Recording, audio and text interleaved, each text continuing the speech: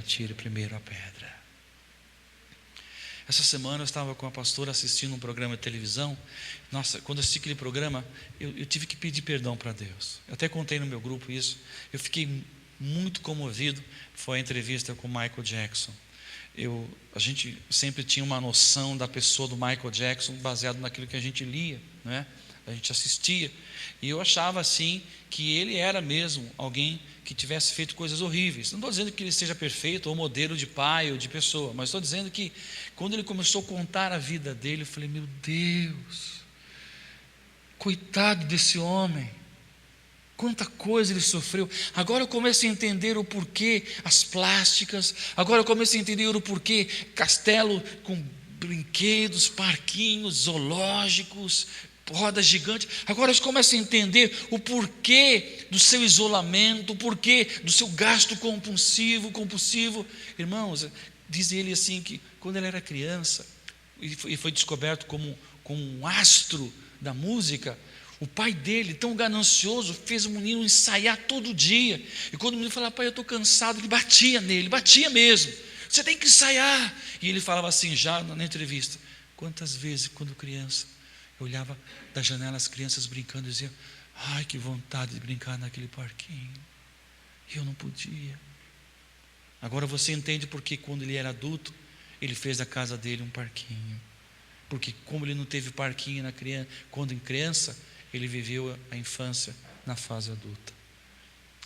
O pai dele não gostava dele, falava: nossa, você tem um nariz feio, hein? Quem se puxou esse narizão? Deve ser da sua família e da sua mãe. Olha que pele horrível.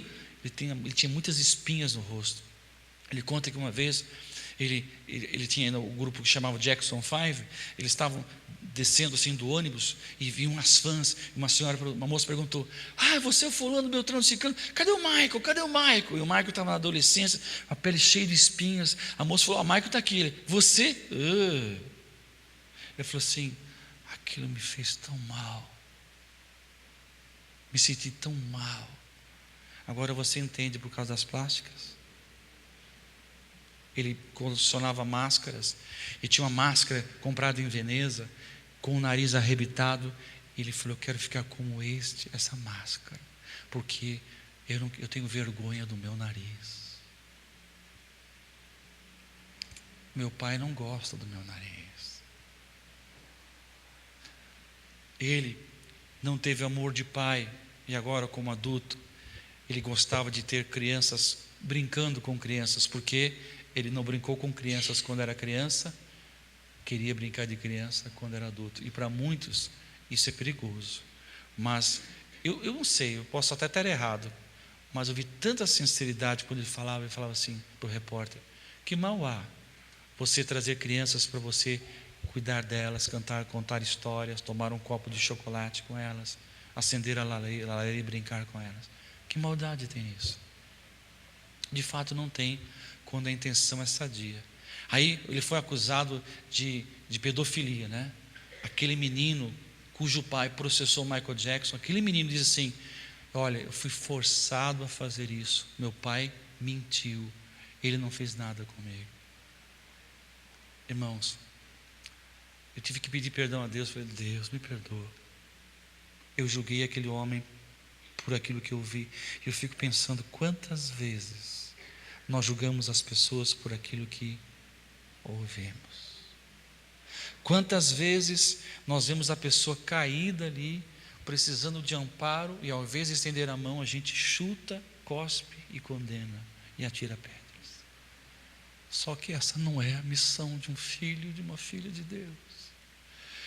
Vais, faze como o samaritano, diz a Bíblia. O nosso chamado é para ser instrumentos de cura e não instrumentos de ferida e de machucadura. Jesus nos chamou para levantar e não para derrubar, para edificar e não destruir. A igreja de Jesus Cristo foi chamada para ser instrumento de cura, mas quantas vezes nós mesmos, como irmãos em Cristo, nos ferimos uns aos outros. Comentários, palavras, achismos, eu ouvi dizer, críticas, comentários às vezes maldosos, Ao invés de você falar uma coisa que levante, você faz um comentário que derruba. Às vezes a pessoa está passando por um período de tribulação, um período prolongado, um comentário, deve ser pecado. É legalidade. Irmãos, misericórdia. Se você não tem algo bom para falar, a melhor coisa que você faz é ficar calado, porque você foi chamado para ser instrumento de cura e não de ferida, em nome de Jesus Cristo. É verdade ou não é? É verdade, irmãos. Se Jesus quer sarar Piracicaba, como Ele vai fazer isso? A não ser através de você e de mim. Como Jesus vai curar as pessoas? Como que Jesus abraça as pessoas hoje, se não for por intermédio dos nossos braços? Como que Jesus fala eu te amo para alguém, se não for através dos nossos lábios? Como Jesus levanta alguém do chão caído, se não for por intermédio da nossa mão? Quando que Jesus consola alguém, se não for por causa do nosso ombro? Irmãos, como a igreja de Cristo de hoje precisa ser curada. Eu falo isso por mim e por você. Nós precisamos ter um banho e um batismo de amor. Nós temos que pedir: Deus, batiza-me com amor. Muitas vezes estamos pedindo poder. Deus, quero poder, quero unção, quero fogo. Sabe o que nós precisamos? Não é poder nem unção, é amor. Porque a Bíblia diz: nisto conhecerão que sois meus discípulos, se vos amardes uns aos outros. Jesus não disse: vocês vão ser conhecidos pelos meus seguidores, se levantarem 10 mortos, ressuscitarem 10 mortos, curar 10 leprosos e curar 12 paralíticos. Não. Se você for capaz de amar as pessoas que não são amadas, é nisso que as pessoas vão olhar para você e dizer assim: você é como Jesus. Quem está entendendo, diga amém. Eu quero fazer uma pergunta para mim e para você. Temos sido instrumento de cura na vida das pessoas? Temos tido compaixão das pessoas ou temos apontado o dedo? É muito mais fácil apontar o dedo, irmãos. Mas lembre-se, com a mesma medida com que nós medirmos, nós vamos ser medidos também.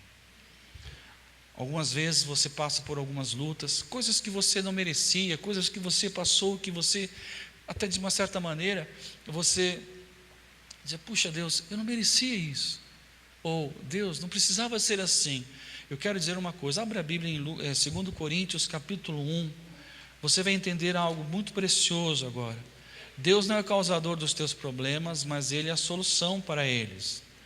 Mas, quando você passar por uma luta, uma provação, uma dificuldade, creia numa coisa: há um propósito por trás dessa luta, dessa provação, dessa dificuldade. 2 Coríntios 1:4.